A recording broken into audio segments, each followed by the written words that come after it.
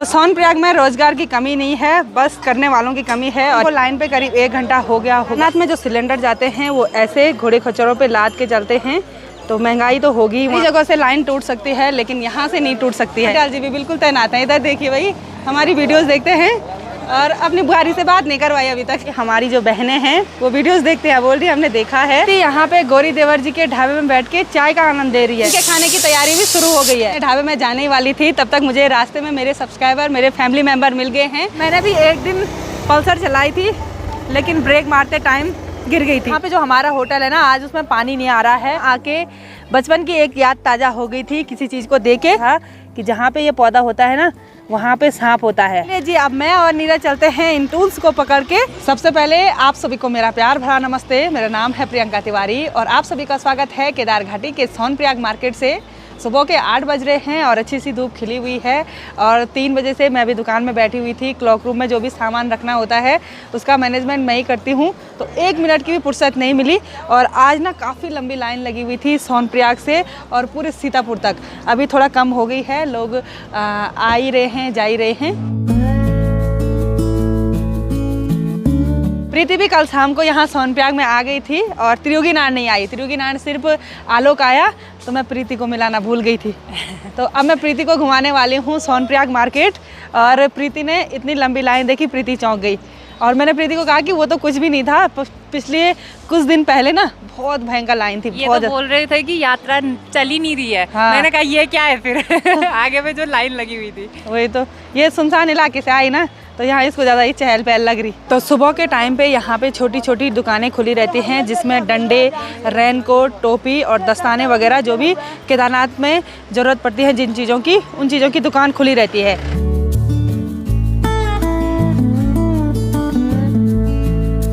जहाँ से सोनप्रयाग की पार्किंग के लिए एंटर करते हैं वहाँ पे तो हमारा ढाबा है और वहाँ पे तो लाइन ख़त्म हो गई थी।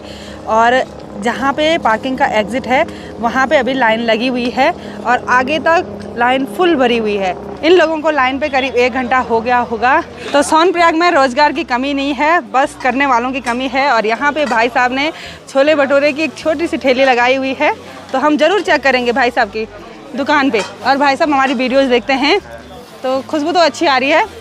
आज तो मैंने नाश्ता कर लिया लेकिन कल आएंगे इनकी शॉप पे, ठीक है। तो जो हमारी पुलिस फोर्स है उनकी 12 घंटे की ड्यूटी होती है और बिल्कुल कहीं पे बैठना नहीं होता है। हेलो। तो केदारनाथ में जो सिलेंडर जाते हैं वो ऐसे घोड़े खच्चरों पे लाद के चलते हैं, तो महंगाई तो होगी वहाँ पे।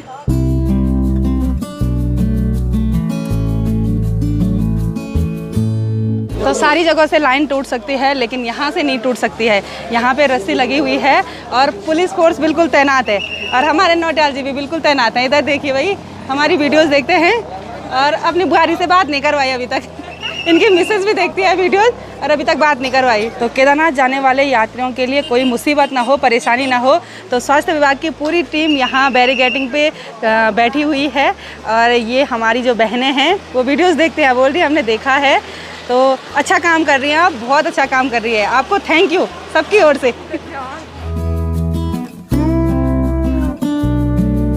तो लाइन लगने वाले सिस्टम से यात्री लोग बहुत ज़्यादा परेशान होते हैं, लेकिन क्या करें, मैनेजमेंट भी ज़रूरी है। अगर लाइन भी ना लगे ना तो यात्रियों में ही आपस में भयंकर वाली लड़ाई होती है टैक्सी में जाने के लिए। मैं और प्रीति पहुंच गए हैं गौरी देवर जी के ढाबे पे। और गौरी देवर जी का ढाबा तो पहले आखिरी ढाबा था, लेकिन अभी ना बहुत सारे ढाबे बन गए हैं यहाँ से आगे। और जो शटल सेवा के वाहन हैं वो लगातार चक्कर लगा रहे हैं यात्रियों को ले जाके। यहीं पुल से आगे यात्री टैक्सी में बैठते हैं।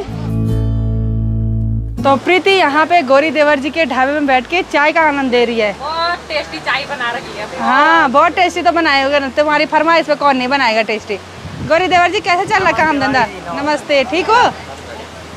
और ये दोनों भाई भाई हैं और उसके पापा जी अभी आ रहे हैं, है ना। चलो वेल डन, आप बहुत अच्छे से काम संभाल रहे हैं। Thank you so much. आज नहीं खाएंगे हम आपके यहाँ पे कुछ, ठीक है? आज हमने खा लिया। बनाने के लिए बोल रहा हूँ। अच्छा बनाने के लिए बोल रहा है? नहीं हाँ मैं नहीं बनाऊंगी। तो आज मैं यहाँ पे आके गौरी देवर जी की मदद नहीं करूँगी क्योंकि गौरी देवर जी भी फ्री है सुबह से। और यहाँ पे अरे बुरा मानने की बात नहीं है गौरी देवर जी। और यहाँ पे बहुत मक्खियाँ हो रखी हैं और दिन के खाने की तैयारी भी शुरू हो गई है। और गौरी देवर जी बोल रहे क्या बोल रहे? मेरे को आज बहुत बुरा लग रहा है, भाभी मेरी हेल्प नहीं कर रही है। अरे करूँगी भाई। मैं वापस अपने ढाबे में जाने ही वाली थी, तब तक मुझे रास्ते में मेरे सब्सक्राइबर, मेरे फैमिली मेम्बर मिल गए हैं और ये दिल्ली से आए हैं। हम तीनों भाई बहनों की वीडियोस देखते हैं, तो थैंक यू सो मच आप सभी को। हस्बैंड की भी, अच्छा उनको मत छोड़िए। अच्छा, उनको नहीं छोड़ेंगे। यार आप तो बहुत अच्छा गाती भी है। तो यहाँ पे जो हमारा होटल है ना, आज उसमें पानी नहीं आ रहा है। वैसे टंकियाँ तो फुल है, लेकिन ऑनलाइन जो पानी है डायरेक्ट पाइप से, वो पता नहीं किस कारण से बंद हो गया है। मैं और नीरज अभी पानी लगाने के लिए जा रहे हैं और आज मैं आपको दिखाऊंगी कि हमारे होटल में जो पानी आता है वो कितनी दूर से आता है।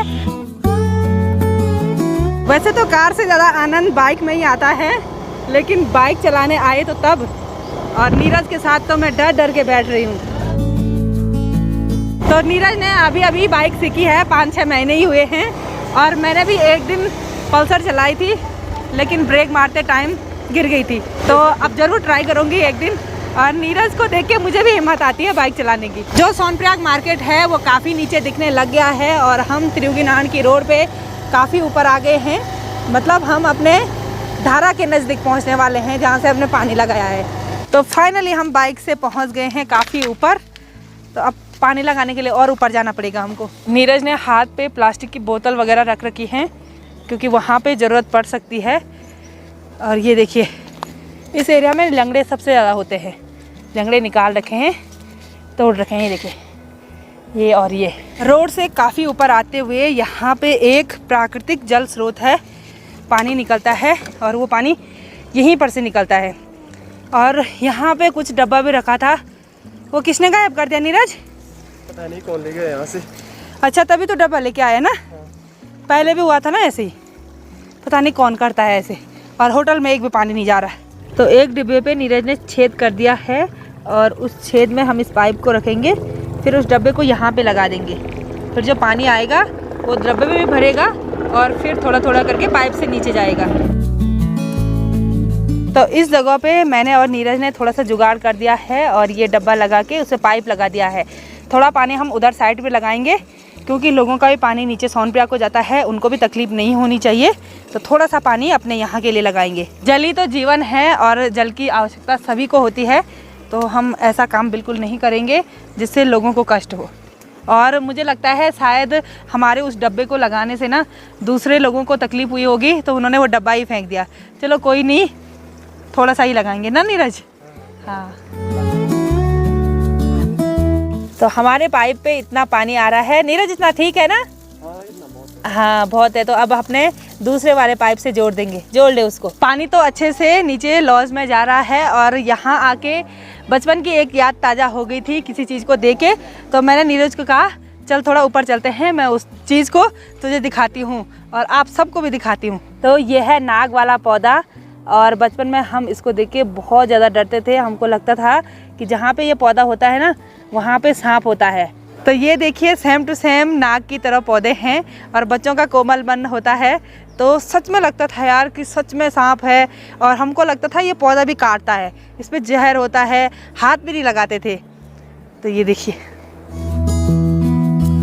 तो चलिए जी, अब मैं और नीरज चलते हैं इन टूल्स को पकड़ के वापस सोनप्रयाग। तो रात के 10 बज रहे हैं और जब से हम पानी लगाने से वापस आए तब से दुकान में ही बैठे हुए हैं और नाइट ड्यूटी है बालेश्वर की। तो आज की इस वीडियो को यहीं पे एंड करते हैं। आई होप आपको वीडियो पसंद आई होगी। वीडियो पसंद आए उसको लाइक कीजिए, कमेंट कीजिए और अपने दोस्तों के साथ शेयर कीजिए। मैं प्रियंका योगी तिवारी मिलती हूँ आपको अपनी अगली नई वीडियो में। तब तक के लिए जय देव भूमि उत्तराखंड।